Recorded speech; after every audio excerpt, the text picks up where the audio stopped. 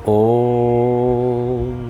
स्थापकाय च धर्मस्य सर्वधर्मस्वरूपिणे अवतारो वरिष्ठाय रामकृष्णाय ते नमः। রামকৃষ্ণ চেতনা আজ দ্বিতীয় অধ্যায়। শ্রীমৎ স্বামী মেধুসানন্দজি মহারাজের লিখিত রামকৃষ্ণ চেতনার বইয়ের দ্বিতীয় অধ্যায়। শ্রীরামকৃষ্ণের স্বরূপ ও বৈশিষ্ট্য সন্ধানে। বর্তমান প্রবন্ধে এ যুগের অন্যতম পুরোধা আধ্যাত্মিক পুরুষ শ্রীরামকৃষ্ণের অনুধ্যানের মাধ্যমে আমরা উপরিউক্ত ঈশ্বর উপলব্ধির পথটি বিশদভাবে আলোচনা করব। এক্ষেত্রে প্রথমেই জানা প্রয়োজন শ্রীরামকৃষ্ণকে এবং তার স্বরূপ কী।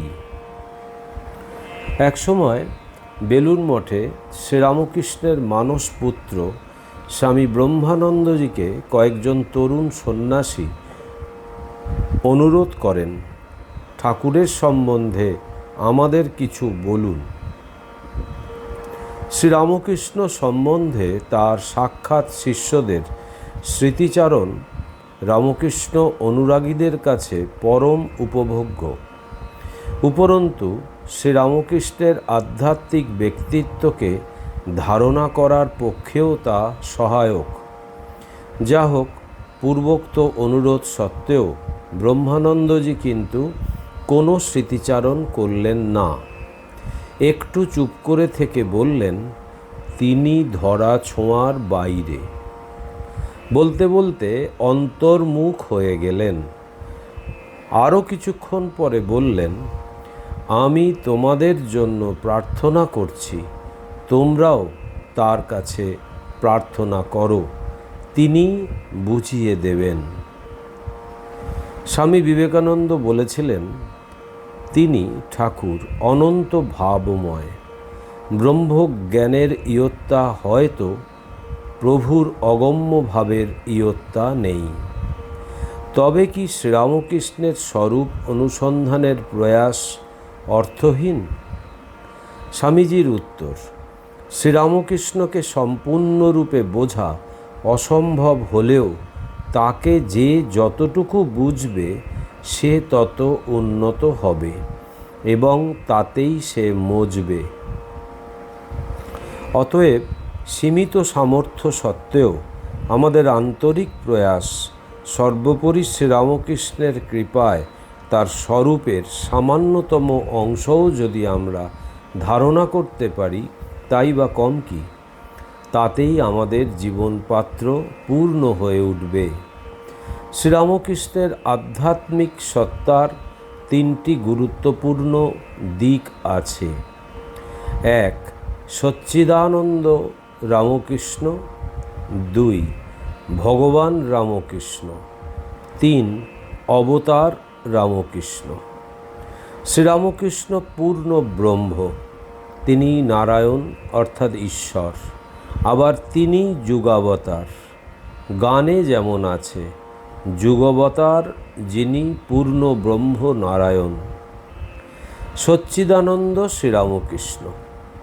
সচ্চিদানন্দ রামকৃষ্ণ হল শ্রীরামকৃষ্ণের অতি চেতন সত্তা, অর্থাৎ তিনি স্বরূপত সৎ, চিৎ ও আনন্দ। সচ্চিদানন্দ ব্রহ্ম রামকৃষ্ণ সর্বগুণাতীত, সর্বস্বরূপাতীত, শুদ্ধ চৈতন্য। তিনি উপনিষদ কথিত পরম ব্রহ্ম, গীতোক্ত পুরুষোত্তম। তিনি অনরিয়ান, মহত মহিয়ান, সর্বেন্দ্রিয় গুণাভ্যাসম, সর্বেন্দ্রিয় বিবর্জিতম। তিনি অস্থূলম, অননু, অহস্রম, অদীর্ঘম, আলোহিতম, অস্নেহম, অচ্ছায়ম, অতম, অবায়ু, অনাকাশম, অসঙ্গম, অরসম, অগন্ধম, অচক্ষুষম, অসত্যম, অবাক, অমন, অতেজস্কম, অপ্রাণম, অমুখম, অমাত্রম, অনন্তরম, অব্যাহম। এক কথায় শ্রীরামকৃষ্ণ বাক্য মনাতীত, আবার মনোবচনৈকাধার। তিনি ত্রিগুণাতীত, আবার ত্রিগুণের আধার, নির্গুণ গুণময়। ভগবান রামকৃষ্ণ, ভগবান তথা ঈশ্বর রামকৃষ্ণকে বুঝতে হলে আমাদের ব্রহ্ম ও মায়ার সম্পর্ক বোঝা দরকার। মায়ার সাহায্য নিয়েই ব্রহ্ম ঈশ্বর বা ভগবান রূপে প্রকাশিত হন। কখনো তিনি নিরাকার কিন্তু সগুণ, কখনো বা সাকার সগুণ। তার এই গুণগুলি হল সর্বজ্ঞতা, সর্বব্যাপকতা ও সর্বশক্তিমানতা। তিনি এই বিশ্বের সৃষ্টি, স্থিতি ও লয়ের কর্তা। তিনি কর্মফল দাতা, আবার মুক্তিদাতা। তার কৃপায় মানুষ শুধু পাপ বা অসৎকর্মের প্রভাব থেকে মুক্ত হয় না, জন্মমৃত্যু চক্রের আবর্তন থেকেও মুক্তি লাভ করে। আমরা জানি শ্রীরামকৃষ্ণকে তার গলরোগের চিকিৎসার জন্য প্রথমে শ্যামপুকুরে, পরে কাশীপুরে একটি ভাড়া করা বাগান বাড়িতে নিয়ে যাওয়া হয়েছিল। তখন তার পক্ষে কথা বলা খুব যন্ত্রণাদায়ক হলেও ভক্তদের বা সাক্ষাৎ প্রার্থীদের মঙ্গলের জন্য কথা বলা থেকে বিরত থাকতেন না। কখনো কখনো আকারে ইঙ্গিতেও ভক্তদের তার বক্তব্য জানাতেন। একদিন নরেন্দ্রনাথ ও আরও কয়েকজন অন্তরঙ্গ ভক্তের উপস্থিতিতে তিনি তার হৃদয়ে হাত রেখে বললেন, দেখছি এর ভেতর থেকেই যা কিছু। তারপর নরেন্দ্রকে ইঙ্গিত করে জিজ্ঞাসা করলেন, কি বুঝলি? নরেন্দ্রনাথ বললেন, জগতের যত সৃষ্ট পদার্থ সব আপনার ভেতর থেকে। নরেন্দ্রনাথ তার ইঙ্গিতের অন্তর্নিহিত অর্থটি অনুধাবন করতে পেরেছেন দেখে শ্রীরামকৃষ্ণ খুব আনন্দ প্রকাশ করলেন। বলা যায় এইভাবে শ্রীরামকৃষ্ণ ভক্তদের কাছে তার ঈশ্বর স্বরূপতা প্রকাশ করেছিলেন। শ্রীরামকৃষ্ণ নিজেও বলেছিলেন, আমি অবতার, আমি ঈশ্বর মানুষ হয়ে এসেছি। অবতার শ্রীরামকৃষ্ণ। ভগবান তথা ঈশ্বর শ্রীরামকৃষ্ণ স্বেচ্ছায় ও কৃপাবশত মানবদেহ ধারণ করে মানুষকে শান্তি ও আনন্দের পথ প্রদর্শন করেছেন। তাকে সত্য, মঙ্গল, শান্তি ও মুক্তির পথ দেখিয়েছেন। ভক্তানুকম্পাধীত বিগ্রহং বৈ। তিনি তার শরণাগত ভক্তদের কর্মফলের বন্ধন থেকে মুক্তি প্রদান করেন। তিনি স্বমুখে বলেছিলেন, আমি ফরাসডাঙ্গা কর্মনাশা। মানব শরীর ধারণ করলেও তিনি যে স্বরূপত ঈশ্বর তথা পরম ব্রহ্ম, সে বোধ তার সদা জাগ্রত ছিল। একদিন ব্রাহ্মনেতা শিবনাথ শাস্ত্রী তার বন্ধুস্থানীয় একজন খ্রিস্টধর্ম প্রচারককে দক্ষিণেশ্বরে শ্রীরামকৃষ্ণের কাছে নিয়ে আসেন। আলাপচারিতার সময় ভগবানের অবতারের প্রসঙ্গ উঠলে শ্রীরামকৃষ্ণ ব্যাখ্যা করে সেই ধর্মপ্রচারককে বললেন, তুমি ভাগবত পড়নি? তাতে লেখা আছে, অনন্ত শক্তিমান ভগবান জীবের কল্যাণার্থে নরদেহে বহুবার অবতরণ করবেন। একটা সাধারণ কথা দিয়েই বলি, আচ্ছা সমুদ্রের কথাই ধরো, যখন এর দিকে তাকাও এর অনন্ত জলরাশি ছাড়া কিছুই দৃষ্টিপথে আসে না। কিন্তু ঠান্ডায় যখন জল ভাগের কিছুটা জমে যায়, তখন এই অসীমতার মধ্যে তোমার দৃষ্টি সীমিত হয়, অবলম্বনের একটা ক্ষেত্র খুঁজে পায়। তুমি একে ইচ্ছে বা প্রয়োজন মতো ব্যবহার করতেও পারো। অবতার সম্পর্কেও সেই একই কথা। ঈশ্বর অনন্ত, অরূপ, বিশ্বব্যাপী, কিন্তু বিশেষ প্রয়োজনে এই অসীম শক্তি সীমার মাঝে রূপ নিয়ে আসেন।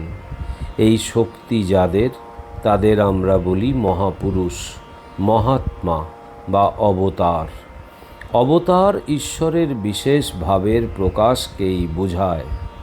মহাপুরুষদের লোকোত্তর জীবনের মধ্যে দিয়েই লীলাময়ের স্বর্গীয় সত্তার প্রকাশটি ঘটে। এ হচ্ছে অবতারের ব্যাখ্যা। শিষ্য শরৎচন্দ্র চক্রবর্তীর অবতার সম্বন্ধীয় প্রশ্নের উত্তরে স্বামীজি ব্যাখ্যা করেছেন, যে আত্মার এত মহিমা শাস্ত্রমুখে অবগত হওয়া যায়, সেই আত্মজ্ঞান যাদের কৃপায় এক মুহূর্তে লাভ হয়, তারাই সচল তীর্থ অবতার পুরুষ। তারা আজন্ম ব্রহ্মজ্ঞ। ঐরূপ ব্রহ্মজ্ঞ কদাচিৎ জগতে জন্মায়। তারাই শাস্ত্রোক্তির প্রমাণস্থল, ভবসমুদ্রে আলোকস্তম্ভ স্বরূপ। এই অবতারগণের সঙ্গ ও কৃপাদৃষ্টিতে মুহূর্ত মধ্যে হৃদয়ের অন্ধকার দূর হয়ে যায়, সহসা ব্রহ্মজ্ঞানের স্ফুরণ হয়।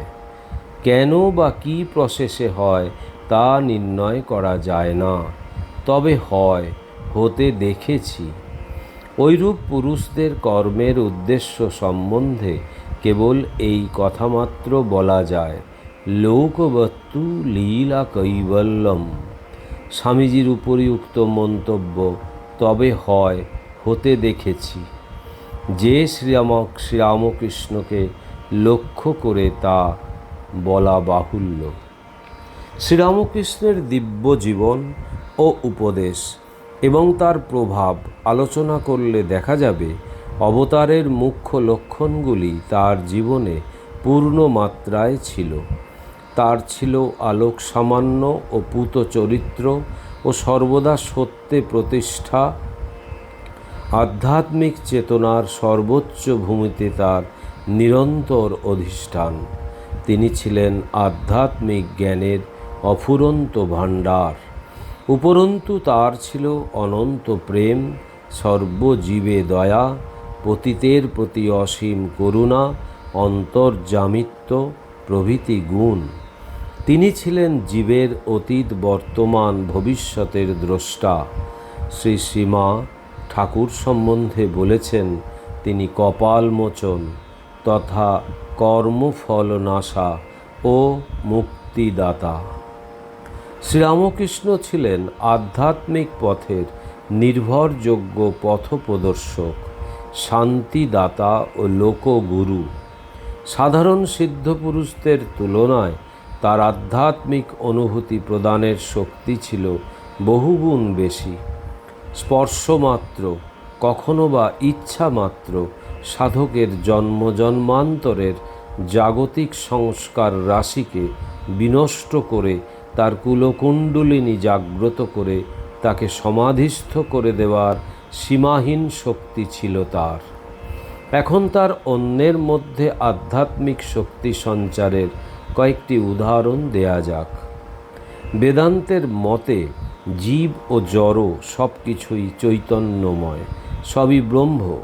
দক্ষিণেশ্বরে একদিন শ্রীরামকৃষ্ণ যখন এ বিষয়ে আলোচনা করছিলেন, তখন সেখানে উপস্থিত নরেন্দ্রনাথ তা মেনে নিতে পারেননি। উপরন্তু হাজরা মশায়ের কাছে তা নিয়ে ঠাট্টা করে বললেন, উনি কি কখনো হইতে পারে? ঘটিটা ঈশ্বর, বাটিটা ঈশ্বর, যাহা কিছু দেখিতেছি এবং আমরা সকলেই ঈশ্বর। এবং দুজনে হাস্য পরিহাস করতে থাকলেন। শ্রীরামকৃষ্ণ তা শুনতে পেয়ে ভাবস্থ অবস্থায় নরেন্দ্রনাথকে স্পর্শ করে বেদান্তের উপরিউক্ত মত যে যথার্থই সত্য তা দৃঢ়ভাবে উপলব্ধি করিয়ে দিয়েছিলেন। পাদ সম্বাহনরত লাটুকে অদ্ভুতানন্দজি এবং কুস্তির ছলে হরিপ্রসন্নের বিজ্ঞানানন্দজি মধ্যে তিনি আধ্যাত্মিক শক্তি সঞ্চারিত করেছেন। আবার স্পর্শ না করে কেবলমাত্র দৃষ্টি দিয়ে শ্রীরামকৃষ্ণ যে শিষ্যের কুলকুণ্ডলিনী জাগ্রত করে দিতে পারতেন তার উদাহরণ দিয়েছেন স্বামী শিবানন্দজি। শিবানন্দজির স্মৃতিচারণায় একদিন আমি পঞ্চবটিতে ধ্যান করছি, খুব জমেছে।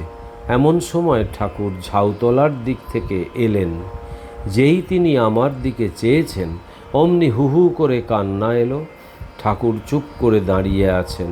বুকের ভেতর গুড়গুড় করে উঠল, আর এমন কাঁপুনি যে থামে না।